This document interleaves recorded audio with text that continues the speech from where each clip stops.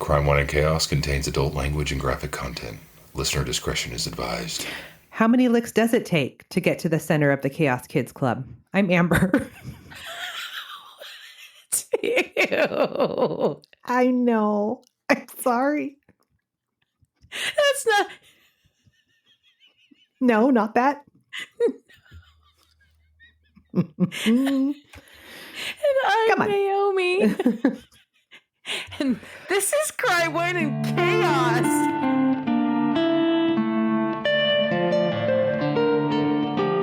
I know. Oh my God, sister. Sorry, sister. I just feel like you could have done that a little differently. That's all. I have notes. That's all I'm saying. All right. Well, we'll workshop that later. How are you? Oh, man.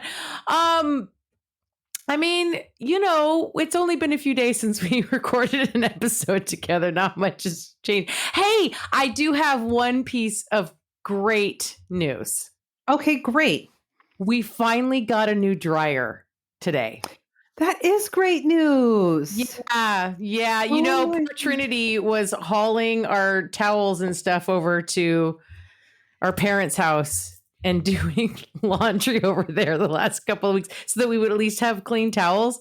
Like with clothes, it's like, I don't put a lot of stuff in the dryer. Most of my clothes I hang to dry anyway, but there's some stuff that I put in the dryer. And so with the clothes, it wasn't as big a deal because I'm already hanging most of my clothes to dry anyway.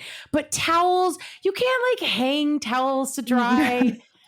No. They take forever that way. That does not work. And no more doing that. We have a brand new working dryer. And that good. It's a red letter day in the LaCaff household, let me tell you. Well, that's worth celebrating. I love that for you. Thank you. What about you? What's going on with you, sis? Well, I've got your insomnia. I've got my London Bridge t-shirt on here. Oh, you did that? Did you do that? We didn't talk about it? We didn't talk about it because it was not the right vibe. You had just come back from DC. That was the vibe. And that's fine. It was fucking incredible. I kind of got chills walking through there. I've got a whole bunch of pictures. Of course. Just amazing. Yeah, it was quite the experience. That's awesome, sister. I love that. I'm so glad. Thank you. And I love your shirt. Thank you. What about booze? What are you drinking? What are you drinking tonight? Thank you for asking. I'm drinking a wine called the Vigilant. It's a Malbec from Chile. From Chile. Yeah, the Vigilant. Okay. All right. I mean, the goal is to be less vigilant as my glass drain. Less vigilant? See, I told you I'm slipping into psychosis from my insomnia. I'm actually quite concerned. I'm concerned. I'm laughing, but I am concerned at the same time. Well, this is going to be fucking interesting. I'll think about my choices while you tell me a crime story. How about that? You know what? Deal. I'm going to tell you a crime story here. And shout out to April because, she sent us that giant list of crimes that we should cover. And then she sent us another email. It was like, and another thing. And she sent another one. I don't know if you looked at that at all. Oh my God. Yeah. She's so funny. She's the best. So anyway, I found that, and that's what we're doing today. We are going to do one of the stories that April sent us, which I had never heard about. So this is interesting to me, and I hope you've never heard of it too, because I think it'll be interesting to you. Okay, great. I'm going to tell you about Adrienne Shelly. Okay. Adrienne Shelly was born Adrienne Levine on June 24th, 1966 in Queens, New York, to Sheldon Shelly Levine and Elaine Langbaum. She and her two brothers were raised on Long Island. Adrienne was about 10 when she started acting at the Stage Door Manor Performing Arts Training Center. By the time she hit high school, she was acting professionally, making her debut in a production of Annie. Oh, wow. Adrienne's stage name, Shelly, was taken from her dad, who died suddenly when Adrienne was 12, which was something that affected her deeply the rest of her life. I imagine. Mm-hmm. After graduating high school, Adrienne enrolled in Boston University, majoring in film production, but she dropped out her junior year and moved to Manhattan to try to make it in Hollywood, so to speak. Mm-hmm. Blonde, petite, doe-eyed, disarmingly emotive, as she was described in one article. Shelly found quick success along with Hal Hartley, an indie filmmaker. He cast her as the lead in his 1989 film, The Unbelievable Truth, quickly followed by his next film, Trust, in 1990. Trust was nominated for the Grand Jury Prize and the Sundance Film Festival. Trust also tied with another film for the Waldo Salt Screenwriting Award. By her late 20s... Huh? I've never heard of that movie. Have you? Mm-mm. I'd never heard of either of them. Me either. Okay. I mean, indie films from like the late 80s, early 90s. Yeah. Or whatever, you know, we were still kids. By her late 20s, Shelly had grown jaded with the expectations and rampant sexism in Hollywood. In old videos, she talks about the pressures of the industry to, quote, be fuckable, to say yes to everything, to stay hot or relevant. Quote, I think I spent a lot of my 20s as if I was in some dark adventure of some kind, not really feeling myself alive. And I feel like a real desire to not live my life that way anymore, she tells a camera on her 30th birthday in 1996. Good for her.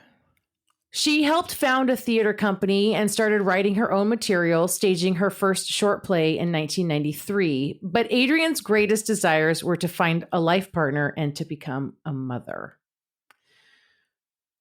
Friends and family and everyone she worked with over the years described Adrienne as cheerful and full of energy, remarkable, a unicorn, an alien, an old woman in a tiny, beautiful body, special, like no one else you would ever meet in your life. When you were in her presence, you really felt, wow. Oh, an old woman in a tiny, beautiful body. That's adorable. Uh-huh. Oh my God. I love her. Mm-hmm. Totally. Mm-hmm. So once Adrienne was in the biz, right, she guest starred in a bunch of television shows like Law and Order, Oz, and Homicide: Life on the Street. She also played major roles in over 24 off-Broadway plays, most often at the Manhattan's Workhouse Theater.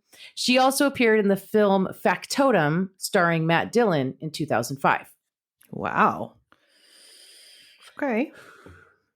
But during all that time, after those two leading roles in The Unbelievable Truth and Trust, and she was taking guest roles on the TV shows, Adrienne was transitioning her career to her real passion, the thing that she had gone to college for to begin with, right? Being behind the camera. She wrote and directed I'll Take You There, released in 1999, co-starring in that film with Ali Sheedy. She won a U.S. Comedy Arts Festival Award in 2000 for that film, and an International Film Festival Award as well for Best Director. Wow, good for her. The following year, in 2001, Adrienne met Andy Ostroy on Match.com. Andy was the CEO of a marketing firm, Belardi Ostroy. They married the following year in 2002, and in 2003, they welcomed their daughter, Sophie. While Adrienne was pregnant with Sophie, she wrote the script for her final film, Waitress. That movie you might have heard of. Yes. This is starting to come together now. I think I have vague recollections of this story. Okay. Oh. She would go on to direct, co-design the sets and costumes, and act in the film, which starred Kerry Russell and Nathan Fillion. Adrienne and Andy had rented an apartment in the West Village in Manhattan in the Abingdon Square building that Adrienne used as an office. Mm-hmm.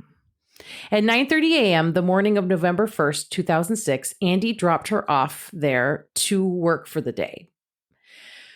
But then he didn't hear from her the rest of the day, and he had a growing concern that something was up.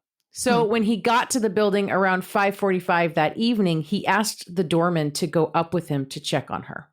And that is when they found her. Her body was hanging from a shower rod in the bathtub with a bedsheet around her neck. Oh, no. Did she? Okay, you're going to tell me. Did she have mental health issues? Like what? Or was it just.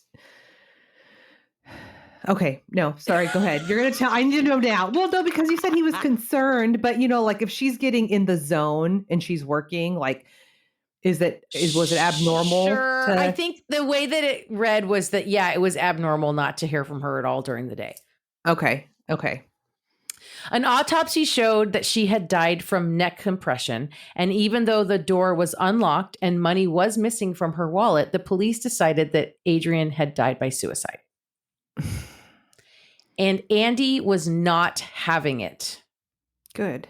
He was not on board with this determination. There was no way Adrienne would have left Sophie, and Adrienne was happy. She was doing what she loved. She was in the middle of post-production on Waitress, which was her first full movie, all on her own, written and directed by herself. No fucking way she killed herself.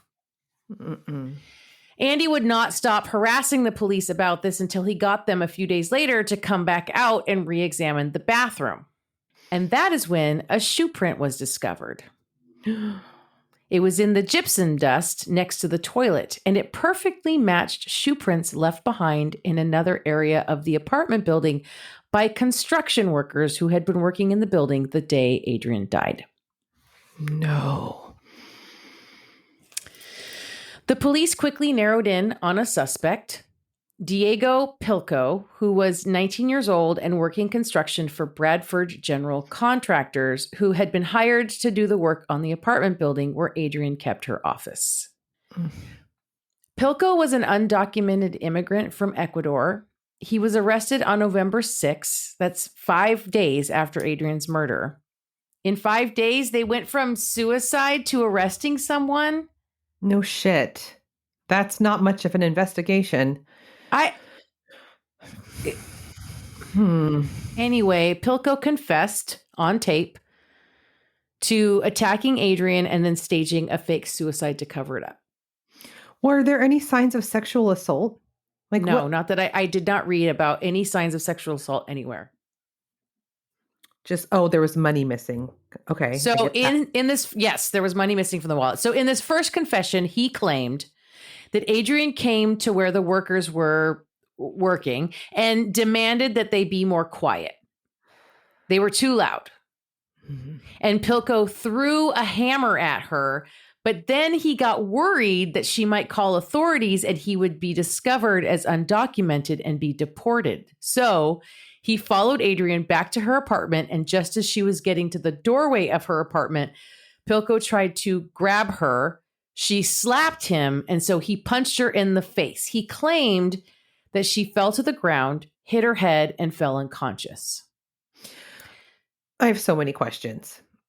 Pilco said that he was certain he had killed her, so he put her in the bathroom the way she was found to make it look like she had taken her own life.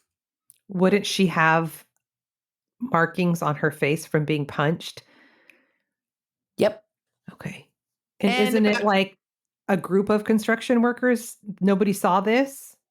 Or there's no indication in any of the stories I read about like where in relation to her apartment this work was going on, right? Okay. Like how far away that was from the actual like site of work. Okay. So about a year and a half later, when Pilco went to trial in 2008, he told the court a different story. Mm-hmm. He said he was coming back from his lunch break and he saw Adrienne going to her apartment and she left her apartment door open. So he slipped in with the intention of stealing from her purse. Mm-hmm. When Adrienne caught him in the act of stealing from her purse, she threatened to call the cops.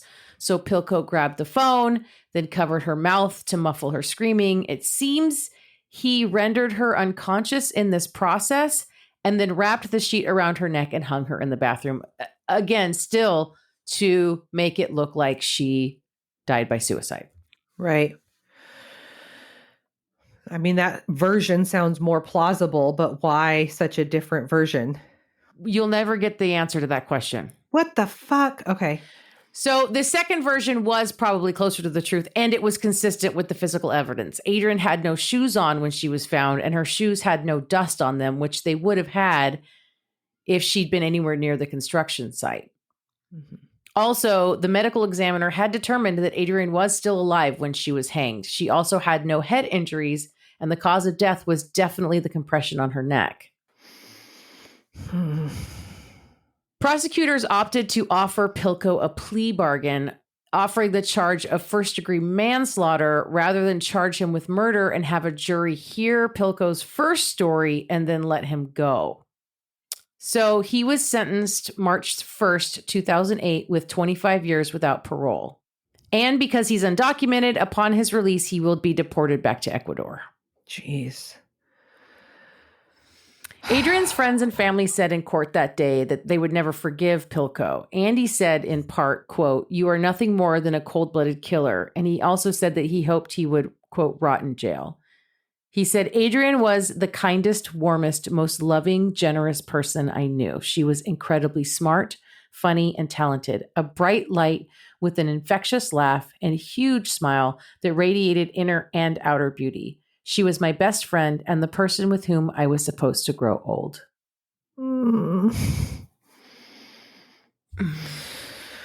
This is complicated. I have so many thoughts around all of this. So it comes out after reporters go digging that Pilko had an acquaintance who Pilko told him that he still owed $12,000 to the mule that had smuggled him into the States. And he'd been living in the basement of a building owned by Bradford General Contractors. Interesting. Which might explain the impetus for him to go stealing money, I guess. Right. Maybe that's the implication. Another reporter spoke to a neighbor of Adrienne who said that Pilko's stare had made this neighbor feel uncomfortable when she had walked by him. Which is okay. Okay. Andy filed a lawsuit against Bradford, alleging that Adrienne would still be alive had they not hired that guy. Is that a lawsuit that's going to stick? Anybody could do that then. Right. Okay. He also filed it against the owners and management of the building. According to a New York Post article, among other allegations, the complaint stated that, quote, Pilko was an undocumented immigrant, as were his coworkers, and that it was Bradford General Contractors' interest not to have police and immigration officials called to the job site because that would have ground their work to a halt. So on July 17th, 2011, the lawsuit was dismissed by Judge Lewis York. The court determined that Andy had not established legal grounds to hold the contractor liable, writing, quote, "While this court sympathizes with Andy's losses, plaintiffs have not presented sufficient legal grounds upon which to hold Bradford liable for Pilko's vicious crime." And that there was likewise insufficient evidence presented to find that either the building's management agents or its owners had reason to believe that Pilko was a dangerous person who should not have been allowed to work at the premises in order to find them vicariously liable. This is complicated. I mean, it's kind of like you said, right? Like anyone could end up killing somebody while they're on the job. How do you... What I really get from a lot of this is oh, you hired some dirty, undocumented worker and it's your fault for doing that my wife is dead, right? Right. Yeah, that's what I'm getting to. Right? Would he have filed the lawsuit if it had been a white dude that was not undocumented? No, because if he's saying you didn't vet your employees, that's the only... Yeah, nobody can vet their employees for someone who might be murdery later. That's not a thing, but you can vet your employees if they're a citizen or not. Yeah, but that's it. That doesn't tell you anything about whether or not they're murderers. I'm agreeing with you. I think that was really what he was getting at was. Yeah. That doesn't feel great.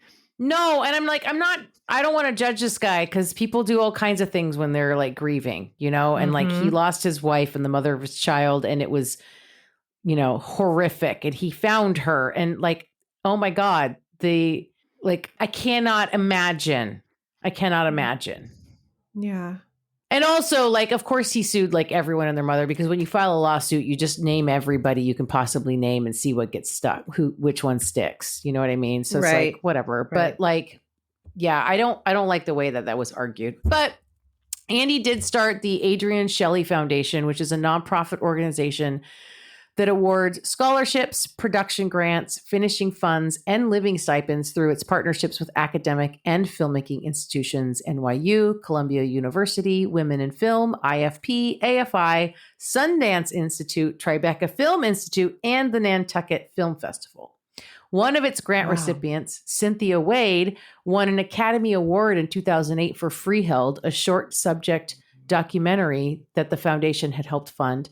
The foundation gave an early short film grant to Chloe Zhao, who 8 years later became the second woman in history to win the Academy Award for Best Director. As part of its annual awards, the Women Film Critics Circle gives the Adrienne Shelly Award to the film that, quote, most passionately opposes violence against women. On February 16th, 2007, the NBC crime drama series Law & Order broadcast a season 17 episode titled Melting Pot, which was a loose dramatization of Adrienne's murder. Adrienne had guest starred herself on the show in the 2000 episode High and Low. The plot of Melting Pot changes the story a bit. The murder is actually the employer of the undocumented construction worker who's attempting to protect his lucrative business. Okay, sure. Adrienne's film Waitress was accepted into the 2007 Sundance Film Festival before her murder. The film was bought during the festival by Fox Searchlight Pictures for an amount between about $4 or $5 million. And the film pulled in more than $19 million at the box office. Waitress maintains a 90% fresh rating on Rotten Tomatoes. Wow. Have you seen it? I've never watched it. Waitress and its cast have collectively won 5 film awards and received other nominations in various categories, including an audience award for a feature film at the Newport Beach Film Festival, where cast member Nathan Fillion received a feature film award for his role in the film, the jury prize at the Sarasota Film Festival for narrative feature, the Wyatt Award by the Southeastern Film Critics Association Awards, as well as nominations for a Humanitas Prize and an Independent Spirit Award for Best Screenplay. Jesus. Then Andy produced Serious Moonlight, a film written by Adrienne and directed by Hines. The film stars Meg Ryan, Timothy Hutton, Kristen Bell, and Justin Long. It premiered at the Tribeca Film Festival in April 2009 and was released later that year in December. Andy also spearheaded the establishment of a memorial to Adrienne. On August 3rd, 2009, the Adrienne Shelly Garden was dedicated on the southeast side of Abingdon Square Park at 8th Avenue and West 12th Street. It faces 15 Abingdon Square, the building where Adrienne died. Oh, God. The musical Waitress, based on the picture written by Adrienne, opened on August 1st, 2015 at the American Repertory Theater, which is at Harvard University. After a sold-out limited engagement, the show went to Broadway, starting in previews in March of 2016 and officially opening April 2016. The production closed on January 5th, 2020 after 33 previews and 1,544 performances. Holy shit. I mean, it ran for almost 4 years. Wow. Broadway. Wow. Adrienne's murder and police investigation is dramatized in season 4, episode 2 of the ID series, The Perfect Murder. It is also dramatized in season 2, episode 15 of the Oxygen series, New York Homicide. Andy directed a documentary about Adrienne's life titled Adrienne, in which he meets and has a conversation with Diego Pilco in prison. It premiered December 1st, 2021 on HBO. Wow. Oh my God. What? Just for the record, I didn't watch any of these things. Okay. But I have an excerpt. So some of my stuff I got from this article that was basically a review of Andy's documentary film. Mm-hmm. And I'm going to end this story with a few paragraphs pulled directly from that article. Okay. And this is about Andy's visit. This is about Andy's visit to Pilco in prison. Over several minutes, Pilco, through a translator, recounts the steps of Shelley's death. Ostroy shares photos of Shelly, of Sophie's childhood and teenage years, memories her mother wasn't present for. The point of that interview was to get the truth of what happened that day, which I did get, Ostroy said. And also to humanize Adrienne for him, so that rather than having a lasting image in his head of this panicked woman racing toward him, calling out for the police, He sees a mother, a wife, a daughter, a sister, that he understood all the moments in the last 14 years that Adrienne missed, that Sophie missed, that I missed, that everyone missed. And maybe when he goes to bed at night and lies his head down and stares at the ceiling, he thinks about that and it makes him feel something that he didn't feel before. Oh, God. That is heartbreaking. And that is the story of Adrienne Shelly. Okay, thanks a lot, April.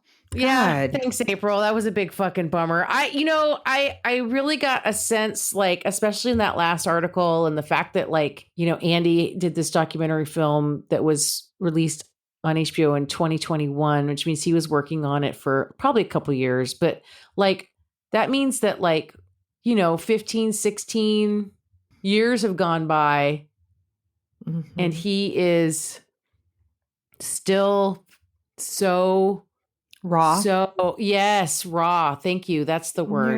Yeah. Oh, yeah. Poor man. Yeah. I know.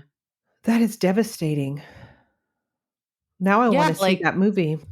Sophie was just turning or just about to turn 3 when Adrienne was killed. Adrienne was 40.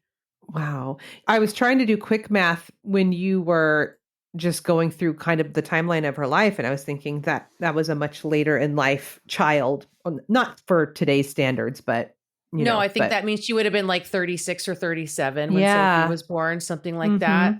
And she didn't even get to live to see like that amazing accomplishment with Waitress and watch her daughter grow up and be there for Sophie. Yeah, all of it. All of it. Wow, sister, that was terrible. And it was so random, right? It was one of those rare fucking random. It wasn't a super fan. It wasn't her husband. It wasn't an ex-boyfriend who was stalking her. It was so random. So fucking random. Wow.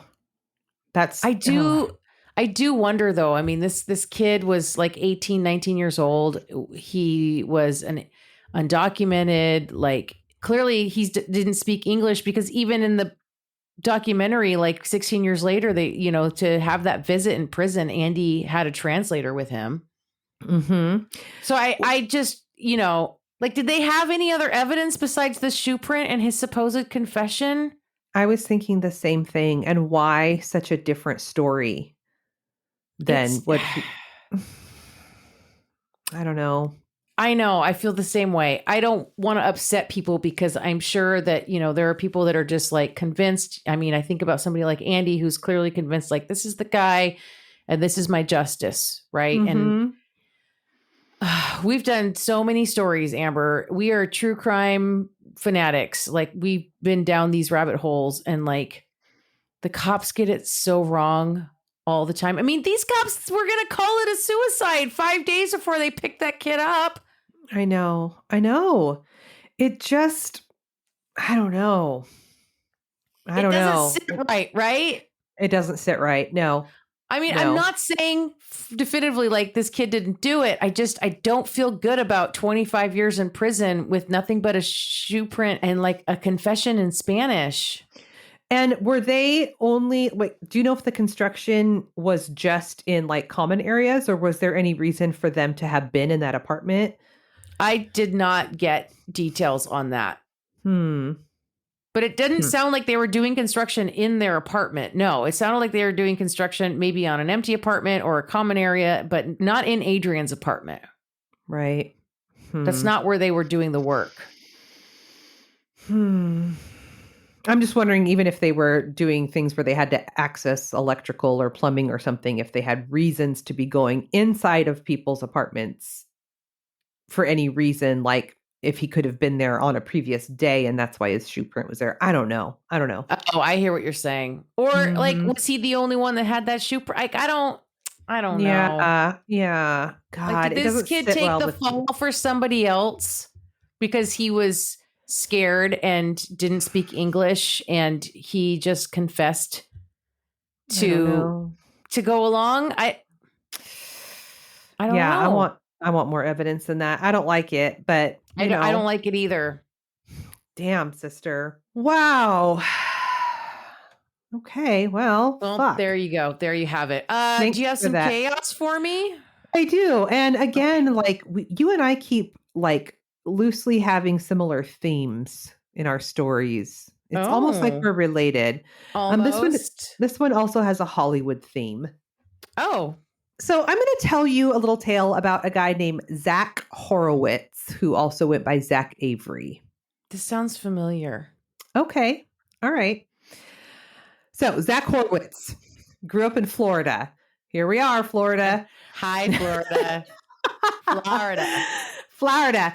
But he moved to Fort Wayne, Indiana in his sophomore year of high school. They are best known for the final resting place of Johnny Appleseed. Okay. So that's a fun fact.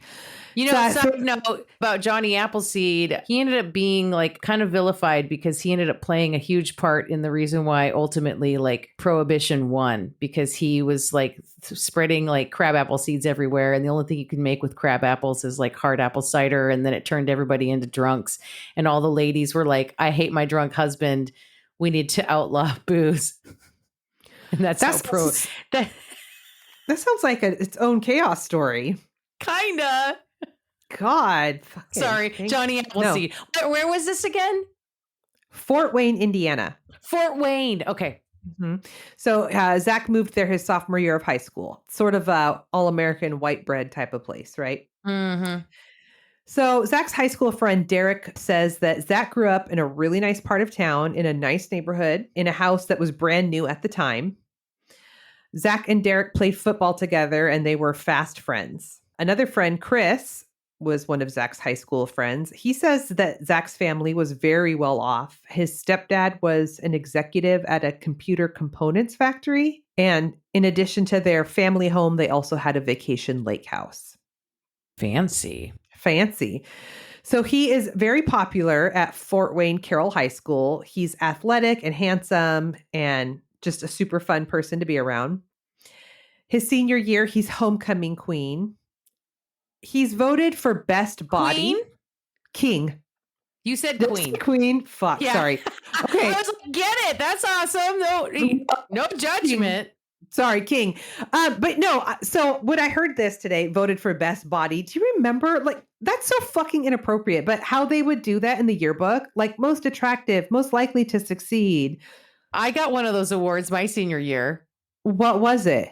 I still have it, actually. Well, because, you know, they always do like a boy and a girl for each category. So I don't know who the boy was in this category. I got voted best strut. Oh, yeah. That's true, though. That's true. I remember thinking at the time, because I was like 17, and I was like, what? People are watching me walk? Like, what? Yeah. I guess. I mean, when you see it coming, you have to. Mm-hmm. But it is so inappropriate to be grading children. Well, we had a whole plethora of categories, right? Because there's like most likely to succeed and most likely to become president or whatever, right? Like there's a whole bunch of them in there. There is definitely like most attractive or hottest or whatever. Yeah. But like there's like a whole bunch of different things. I guarantee you all the high schools still do this shit. It's gross. Well, anyway, he got voted best body. Which that's gross to me. Yeah, that is gross. Like funniest, like, you know, class clown, whatever. Like there's lots of those that are like, it's fine. But yeah, when you're talking about like children, voting like a best body is really gross. It is very gross. I hate it. It's gross. Okay. Anyway, so he got best body and he was prom king. King, not queen. Yeah. No. I mean, although whatever. So he's got like everything. He's got the fancy house. He's got the successful family. He's an athlete. He's a smarty pants. He's good looking. He's everything. Got it. Yep. He's everything. After graduating high school in 2005, he goes to Indiana University in Bloomington and majors in psychology. He had initially said that he was going to go on to grad school for psychology, but instead he opens up a restaurant in Chicago. That's a hard left he just took. Yeah, hard left. He's he's so good at everything. He's just going to be like a restaurant owner now. Like he could just do that. What did his parents help? His parents helped him out with that. His dad had good money. He used his inheritance from his stepdad passing away to open the restaurant. Oh. Okay. The restaurant is called Fuel, and it promotes a healthy lifestyle and even employs an on-site nutritionist. This has the makings of an MLM, doesn't it? Oh, yeah. So let's package that fuel right up into sexy designed bottles with a catchy fucking logo and get all your friends to buy it from you. And you get to take a cut, and I'll take a cut, and then I'll take a cut, and then the pyramid at the top will all be rich. Oh, God. Well, I guess I don't need to finish my story. Oh my God, are you serious? The end. Follow us on all the socials. This was chaotic. God. Okay. So he gets his good friends involved. Chris doesn't invest financially, but Zach does bring him on board as like the marketing guy. And he tells his friends that Howard Schultz of Starbucks is interested in his restaurant concept. Yeah. He even said that Howard's investment group called Mavrin is considering investing. So his friends are all thinking they're about to get into some major fucking money. But after only a few months, the restaurant closes. And Zach tells his friends that the restaurant closed because of a shady money manager. Not him, but some other shady money Some manager. other random dude. Okay. Yep. So on New Year's Day 2012, Zach and his girlfriend moved to California, where Zach decides he's going to pursue his dreams of becoming an actor. Okay. So we've gone from psychology to restaurant owner to actor. This kid. And his friends are supportive but confused because Zach has never acted a day before in his life, and he's never expressed any interest in it. Okay, Joey, but if you go. I owned a body shop. Now I'm going to go to Hollywood for my acting career. Oh my God. Right? The age of like 40. Okay. So he gets to California and he starts going out on auditions for TV and film. He starts going by the name Zach Avery. And he gets a few small gigs, but nothing significant. So then he starts going on any YouTube channel or podcast that will have him so that he can hype up his career and get his name out there, trying to get some traction. And on these shows, he is telling all kinds of tall tales about his journey to Hollywood to make it sound interesting, right? Is he also a grizzly bear expert? Oh, and he's Australian. He's got an Australian accent for no reason. He's got a grizzly friend named Wendy. Yeah. Oh my God. Why do these people always have like the same vibe? They always have the same vibe. No, well, this vibe is very, if the Firefest guy was very attractive. Right. No, yeah, no, yeah. Yeah. It's the vibe. So he's on the YouTubes and the podcast, like talking about his journey. He said that he played football for Indiana University and that he was on his way to the NFL, but he sustained an injury that ended his football career. Lie. He never played football in college. And his friends were like, we would sometimes like pass the football like at lunch in college. But he didn't play. He played football in high school. In 2012, he tells his friends that he landed a role in the movie Fury starring Brad Pitt. And technically he was in the movie for half a second as an extra. He played a soldier that he was standing in a sea of soldiers and the camera panned across him for a second. Good for him. Yeah. Yep.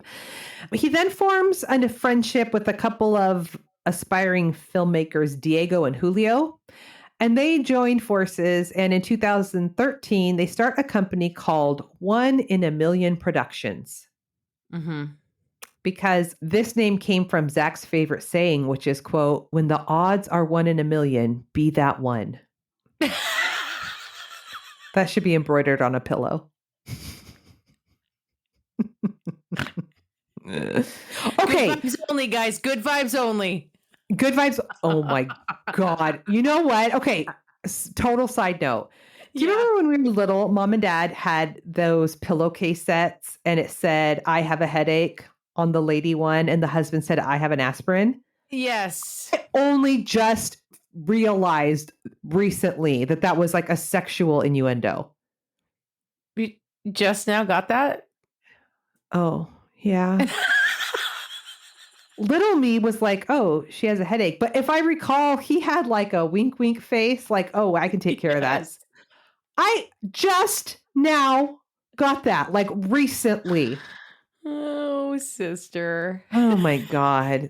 It's been you know working. what? It's been working on a window in the background of your brain for like the last 40 years. It has. Like, what a weird thing to put on pillows. Like, I have a cough. I have Dimetap. Okay. Like, why is that on a pillow? I cannot with you sometimes. You know what?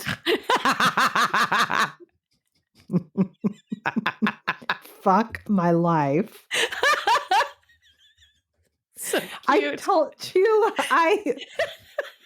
I'm slipping into a sleep shortage neuroses. Okay, It's fine. It's fine. I'm sure it's fine. Yeah. So when the odds are 1 in a million, be the one. So his plan was to be able to get acting parts in the movies that his company was producing. So Of it's like, course.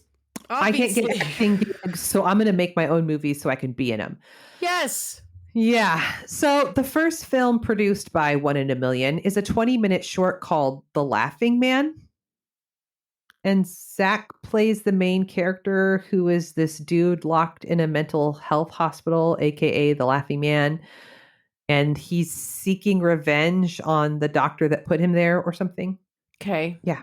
So there's this really funny guy in this little documentary I was watching, a film critic, Emmanuel Noisette, who says that it looks like Zach like really believed that he was crushing it in the movie. Like he was like, "I'm fucking crushing it." It is like a 20-minute short that is like B movie. Mm-hmm. Available on YouTube. Yeah. So it's during this time that the sort of landscape of the movie industry is changing quite a bit and everything starts shifting towards streaming services, right? Right. And the largest company in this arena is Netflix. And so Zach wants in on this action. So in late 2013, he starts another company called 1 in a Million Capital. And rather than production, this company focuses on film distribution. So he does this with the hopes that he can like feed the streamers. He tells people that he struck a deal with Netflix. He tells potential investors that 1 in a Million Capital plans on purchasing the rights to several low-budget movies that will then give him the distribution rights. And so he puts together like this glossy portfolio of all these B and C level movie titles, like what would be the DVD cover for investors to look at. Mm-hmm. Right. And he says, right now we're solely distributing in South America. Sure.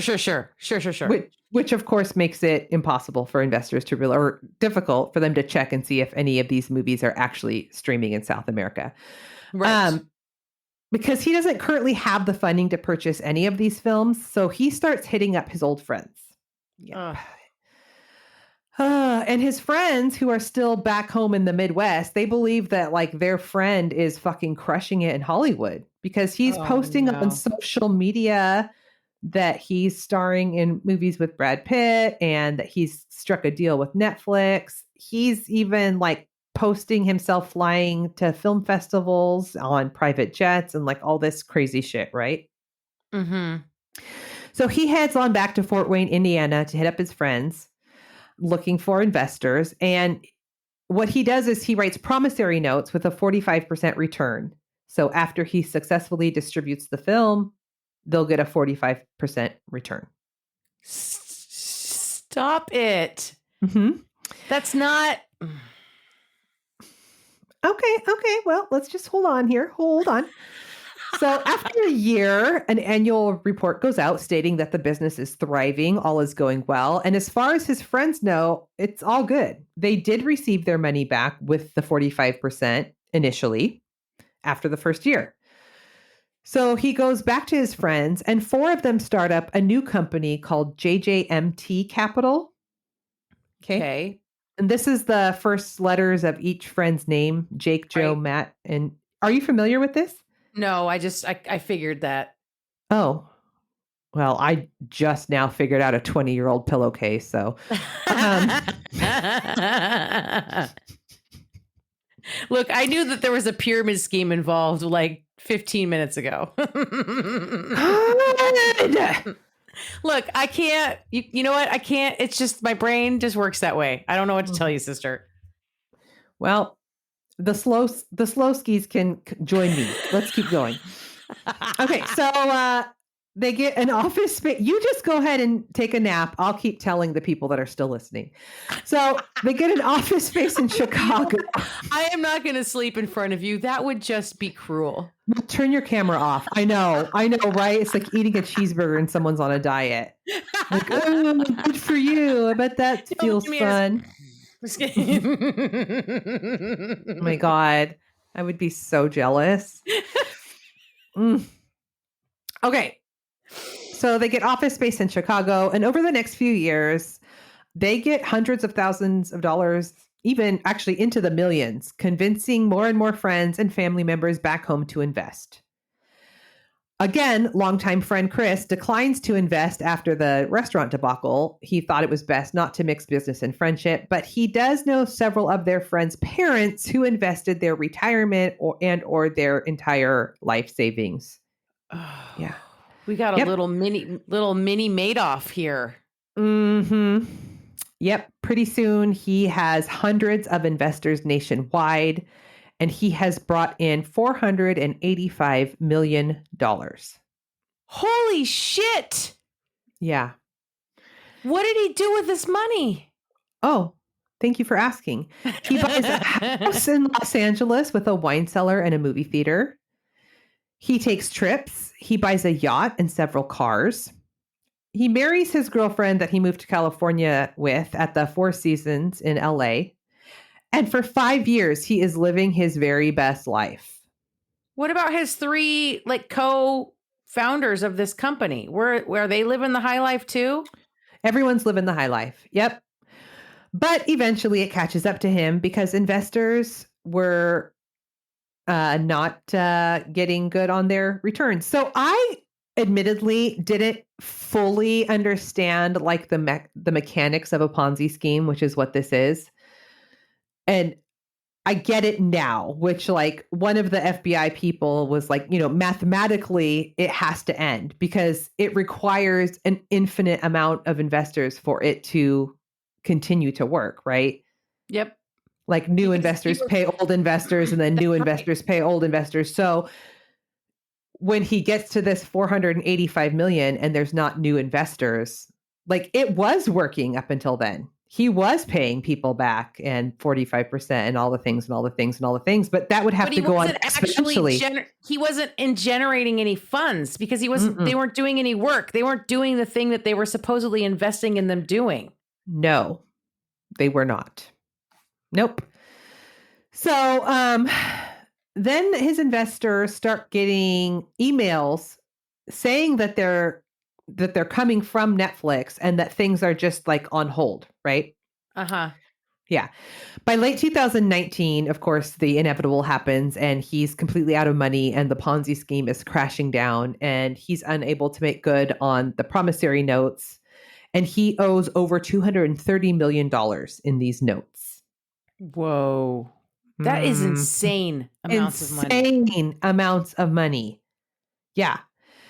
So by 2020, he's in a real shitstorm and he continues to try to delay the payments to people with excuses. But then, of course, COVID happens, which actually works in his favor because he's able to use the excuse that all businesses are basically shut down at the moment, including any production. And so this gives him some time to figure out what to do. Mm-hmm. Also, during this time, Warner is buying HBO. And so he, which you're familiar with. I'm so familiar with that. Mm-hmm. And so he uses this excuse that because of that, they're having to sort of renegotiate all of the current contracts and go through each movie that HBO was streaming at the time to decide if Warner is going to take it or not. Which wasn't time out. It's actually AT&T bought Time Warner. And HBO was under the umbrella of Time Warner already. Gotcha. Thank you. This was Warner was screwed over just as bad as HBO was by AT&T. AT&T fucking ruined the whole entire company. Really? Oh yeah, I could talk about that for like another hour. I'll let this go for now. Okay, let it go. So anyway, he starts drafting fake correspondence that appear to be from HBO and Netflix using the names of people who actually worked there and sent it out to his investors as proof. Yeah. By fraud on top of the fraud on top of the fraud that's going on here. I was talking to Manfred about, because he's like, what's your story tonight? And how do you even sleep? I mean, I don't sleep, but how do you sleep at night knowing that you have to figure out how to come up with $230 million that people across the nation are after you? And it's just lies. Probably in, 1,000 thread count Egyptian cotton sheets. You know what I mean? Like, he's fine. Oh, being rocked to sleep on his yacht. It's true. Never mind.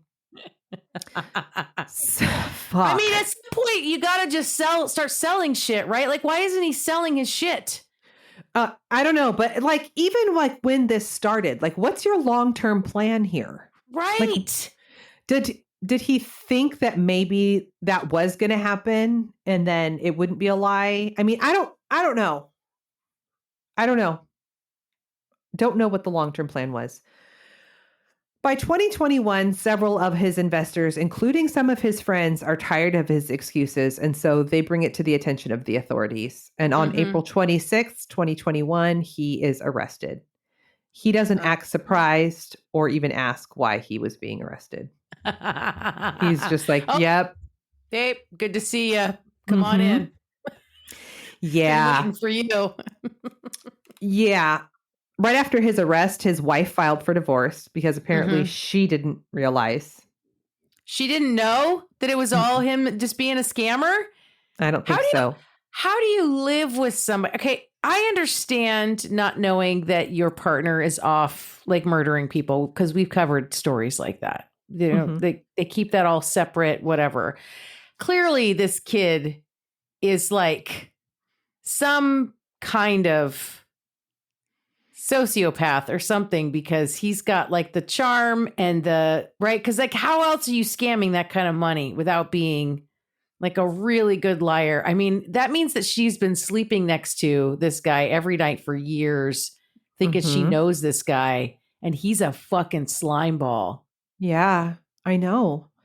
I mean, if you've got that kind of money coming in, of course you're going to believe that, oh, he's succeeding. He's at successful. This thing. Yeah. Yeah. Oh, so he's indicted on multiple counts of security fraud, wire fraud, and aggravated identity theft.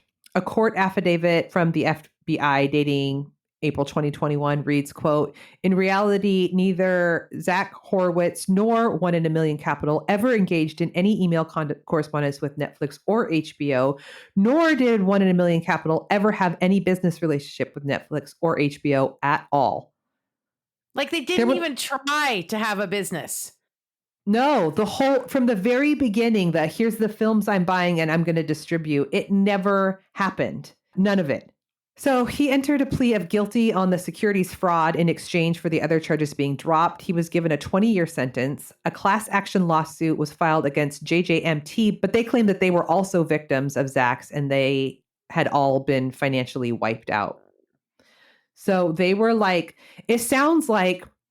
You said they were all living high on the hog. They were.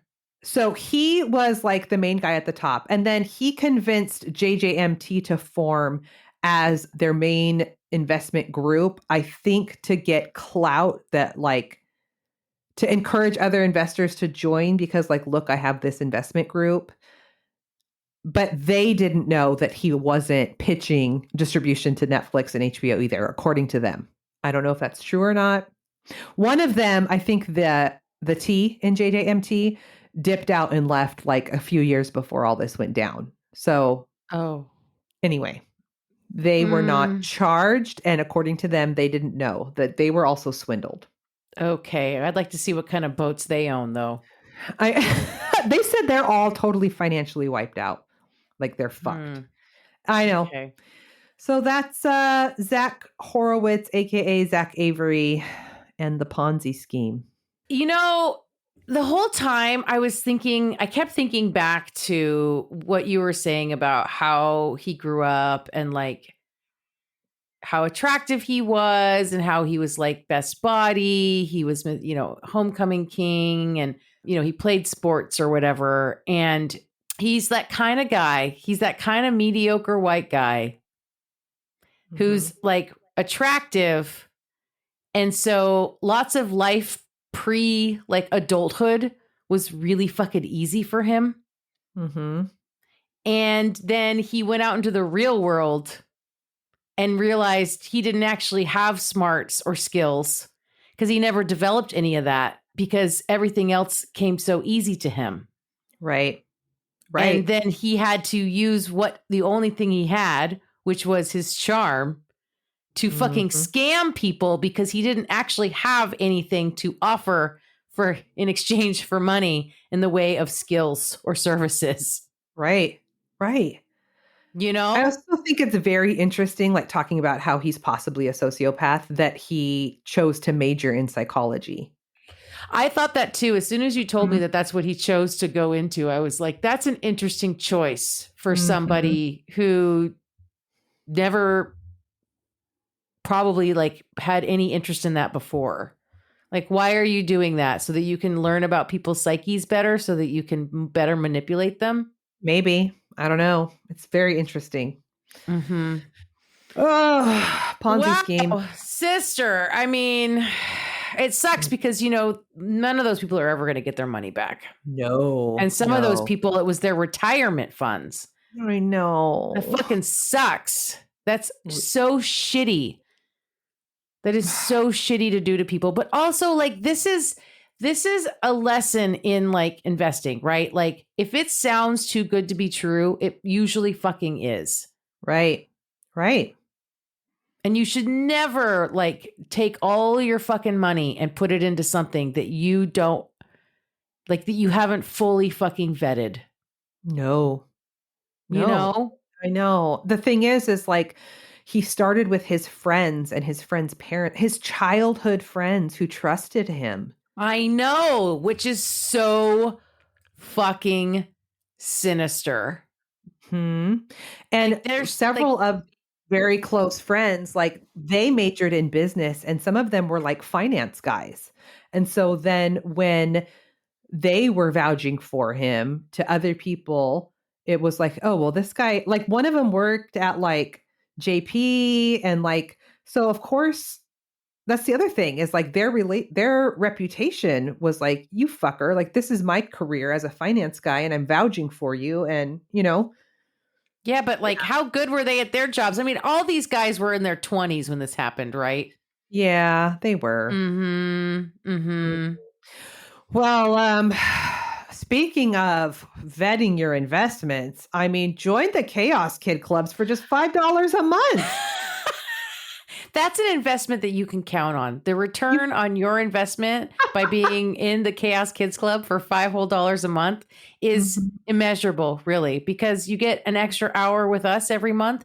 And if you were in the club, then you would have been at virtual wine night that we just had on Saturday, which you missed because you weren't in the club. You weren't in the club, but you get in now and you can be at the next one. And, do we get to announce it now? Yes, we get to announce it now. Dun, dun, dun. Chaos Kids Club members have a new addition to their list of benefits, which is you guys get to hear our new episodes every week, a day before everyone else. Dun, dun, dun. No, that wasn't it. What's the congratulations sound? I don't know. Fuck, I don't know. I need a soundboard. I don't know how to, we need a soundboard. Remember when Rosie used to have the soundboard at her desk? Rosie O'Donnell on her show? Anyway, we do. We need a soundboard. No button. You have the no button. It's the first time you pushed it. I was like, what is that? No. Mm-hmm. Oh my God. This is more like a yes. Oh yeah, that's right. I'll get a yes button.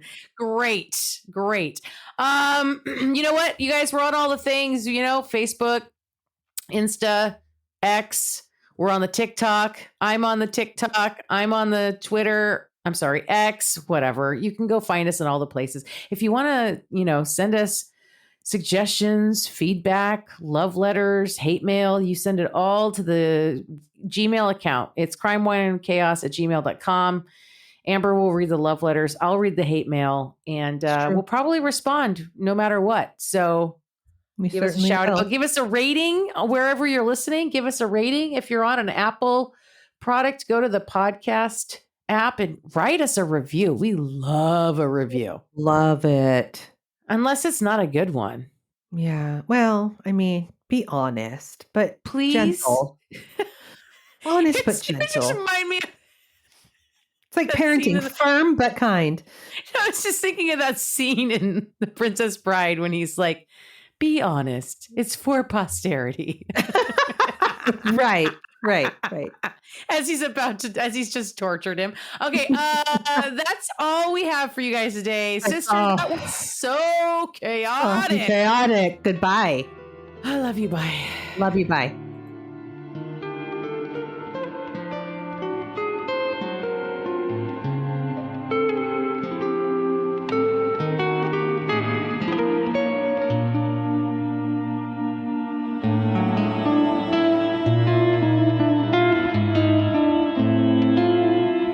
Wine and Chaos is produced by 8th Direction Records.